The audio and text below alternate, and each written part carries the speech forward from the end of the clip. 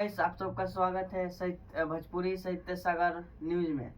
आज हम खेसारी लाल यादव और पवन सिंह के सॉन्ग के दूसरे दिन का व्यूज देखेंगे कि कौन किससे आगे चल रहा है, कितने व्यूज से चल रहा है। देखते हैं, आगे देखते हैं पवन सिंह का 2.8 मिलियन व्यूज, 1.6 लाइक, 1,60,000 लाइक और 2.8 मिलियन व्यूज। आप सब स्क्रीनशॉट देख सकते हैं। अब चलिए आगे देखते हैं खेसारी लाल यादव का 3.7 मिलियन व्यूज, 2.60,000 लाइक। अभी खेसारी लाल यादव पूरे 8 लाख व्यूज से आगे चल रहे हैं। आज दूसरे दिन का रिपोर्ट है।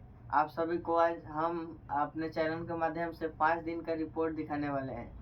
धन्यवाद। हमारे इस वीडियो को फुल देखने के लिए लाइक करें, सब्सक्राइब करें और चैनल को फॉलो करें।